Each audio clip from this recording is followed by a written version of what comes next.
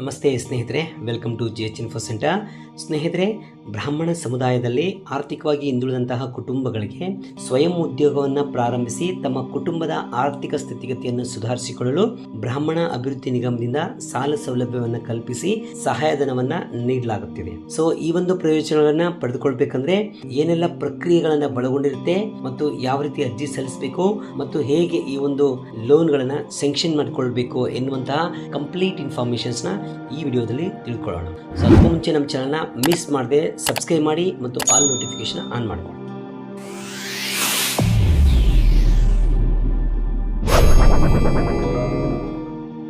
ಸ್ನೇಹಿತರೆ, ಆಲ್ಮೋಸ್ಟ್ ಎಲ್ಲಾ ಸಮುದಾಯದವರಿಗೆ ಅವರವರ ಸಮುದಾಯದ ಅಭಿವೃದ್ಧಿ ನಿಗಮದಿಂದ ಆರ್ಥಿಕವಾಗಿ ಹಿಂದುಳಿದಂತಹ ಕುಟುಂಬಗಳಿಗೆ ಸ್ವಯಂ ಉದ್ಯೋಗವನ್ನು ಪ್ರಾರಂಭ ಮಾಡಲು ಸಾಲ ಸೌಲಭ್ಯಗಳ ಸಹಾಯಧನವನ್ನು ನೀಡಲಾಗುತ್ತೆ.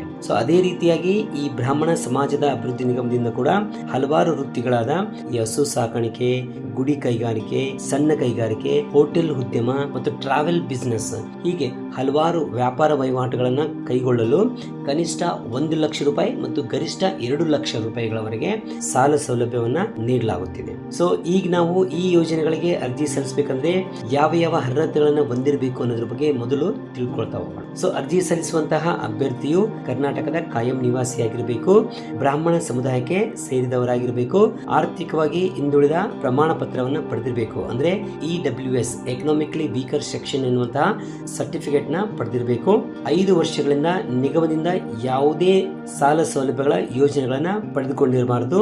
ಕುಟುಂಬದ ಯಾವೊಬ್ಬ ಸದಸ್ಯರು ಕೂಡ ಸರ್ಕಾರಿ ಅಥವಾ ಅರೆ ಸರ್ಕಾರಿ ಕೆಲಸಗಳಲ್ಲಿ ಇರಬಾರದು. ಅರ್ಜಿದಾರರ ವಯಸ್ಸು 18 ರಿಂದ 65 ವರ್ಷದ ಒಳಗಡೆ ಹೊಂದಿರಬೇಕು. ಈ ರೀತಿಯಾದ ಅರ್ಹತೆಗಳನ್ನ ಹೊಂದಿದವರಾಗಿದ್ರೆ ನೀವು ಅರ್ಜಿಯನ್ನ ಸಲ್ಲಿಸಬೇಕಾಗುತ್ತೆ. ನಂತರ ಈಗ ಈ ಒಂದು ಸಹಾಯಧನ ಪಡೆದುಕೊಳ್ಬೇಕಂದ್ರೆ ಕೆಲವೊಂದು ಷರತ್ತುಗಳನ್ನ ನೀವು ಕಂಪಲ್ಸರಿಯಾಗಿ ಅನುಸರಿಸಲೇಬೇಕಾಗುತ್ತೆ. ಅದಕ್ಕಾಗಿ ಈ ನೀವು ಎಲ್ಲೂ ಕೂಡ ಸ್ಕಿಪ್ ಮಾಡಬೇಡಿ, ಯಾಕೆಂದ್ರೆ ನಾವು ತಿಳಿಸುವಂತಹ ಈ ಪ್ರತಿಯೊಂದು ಮಾಹಿತಿಯು ಬಹು ಮುಖ್ಯವಾಗಿರುತ್ತೆ. ಅದನ್ನು ನೀವು ಸರಿಯಾಗಿ ತಿಳ್ಕೊಳ್ಳಿಲ್ಲ ಅಂದರೆ ಈ ಒಂದು ಯೋಜನೆಗಳನ್ನು ಹೇಗೆ ಪಡೆದುಕೊಳ್ಬೇಕು ಅನ್ನೋದ್ರ ಬಗ್ಗೆ ನಿಮಗೆ ಅಂಡರ್ಸ್ಟ್ಯಾಂಡ್ ಆಗಲ್ಲ. ಅದಕ್ಕಾಗಿ ಸರಿಯಾಗಿ ನೋಡ್ಕೊಳ್ಳಿ. ಅರ್ಥ ಆಗಿಲ್ಲ ಅಂದರೆ ಮತ್ತೆ ಒಂದ್ಸರಿ ರಿಪೀಟ್ ಮಾಡಿಕೊಂಡು ಸ್ಕಿಪ್ ಮಾಡದೆ ನೋಡ್ಕೊಳ್ಳಿ. ಇವಾಗ ಯಾವ ಷರತ್ತುಗಳು ಇರ್ತವೆ ಅನ್ನೋದ್ರ ಬಗ್ಗೆ ಒಂದೊಂದಾಗಿ ತಿಳ್ಕೊಳ್ತಾ ಹೋಗೋಣ. ನೀವು ಅರ್ಜಿ ಸಲ್ಲಿಸಿದ ನಂತರ ಈ ಯೋಜನೆ ಅಡಿಯಲ್ಲಿ ಪಡೆದ ಸಾಲ ಮಂಜೂರಾದ 2 ತಿಂಗಳ ನಂತರ ಪ್ರತಿ ತಿಂಗಳು 3 ವರ್ಷಗಳ ಕಾಲ ಒಟ್ಟು 34 ತಿಂಗಳ ಕಂತುಗಳಲ್ಲಿ ಮೂಲಧನ ಹಾಗೂ ಬಡ್ಡಿಯೊಂದಿಗೆ ಆನ್ಲೈನ್ ಮುಖಾಂತರ ಮರುಪಾವತಿ ಮಾಡಬೇಕಾಗಿರುತ್ತೆ. ಈ ಯೋಜನೆಯಲ್ಲಿ ಸ್ವಯಂ ಉದ್ಯೋಗಕ್ಕಾಗಿ 1 ಲಕ್ಷ ರೂಪಾಯಿಗಳ ಸಾಲ ಸೌಲಭ್ಯವನ್ನು ಪಡೆದರೆ ಇದರಲ್ಲಿ ನಿಮಗೆ 20,000 ರೂಪಾಯಿ ಸಹಾಯಧನವಾಗಿರುತ್ತೆ, ಅಂದರೆ 20,000 ರೂಪಾಯಿ ಸಬ್ಸಿಡಿ ಆಗಿರುತ್ತೆ. ಇನ್ನು ಉಳಿದ 80,000 ರೂಪಾಯಿ ಸಾಲದ ಮೊತ್ತಕ್ಕೆ 4% ಬಡ್ಡಿ ದರದಲ್ಲಿ ಮುಂದಿನ 3 ವರ್ಷಗಳ ಕಾಲ ಪ್ರತಿ ತಿಂಗಳು ದಿನಾಂಕ 5ರ ಒಳಗಾಗಿ 2,511 ರೂಪಾಯಿರಂತೆ ಮರುಪಾವತಿ ಮಾಡಬೇಕಾಗಿರುತ್ತೆ.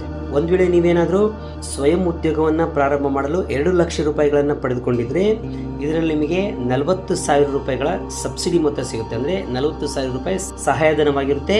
ಇನ್ನು ಉಳಿದ 1,60,000 ರೂಪಾಯಿಗೆ ಸಾಲದ ರೂಪದಲ್ಲಿ ಕೊಟ್ಟು 4% ಬಡ್ಡಿ ದರದಲ್ಲಿ ಮಂಜೂರು ಮಾಡಲಾಗುತ್ತೆ. ಇದನ್ನು ನೀವು ಮುಂದಿನ 3 ವರ್ಷಗಳ ಕಾಲ ಪ್ರತಿ ತಿಂಗಳು ದಿನಾಂಕ 5ರ ಒಳಗಾಗಿ 5,022 ರೂಪಾಯಿಯಂತೆ ಮರುಪಾವತಿಯನ್ನು ಮಾಡಬೇಕಾಗಿರುತ್ತೆ. ನಂತರ ಆನ್ಲೈನ್ನಲ್ಲಿ ಅಪ್ಲಿಕೇಶನ್ ಭರ್ತಿ ಮಾಡುವಾಗ ತಾವು ಕೈಗೊಳ್ಳುವ ಉದ್ಯಮದ ಬಗ್ಗೆ ನೀವು ಡೀಟೇಲ್ ಆಗಿ ಒಂದು 10 ಪದಗಳಕ್ಕಿಂತ ಮೀರಿ ನಮೂದಿಸಬೇಕಾಗಿರುತ್ತೆ. ಸಾಲ ಮಂಜೂರಾದ ನಂತರ ಈ ಸ್ಟ್ಯಾಂಪ್ ಹಾಗೂ ಪ್ರಕ್ರಿಯೆ ಶುಲ್ಕವನ್ನು ನೀವೇ ಭರಿಸತಕ್ಕದ್ದಿರುತ್ತೆ.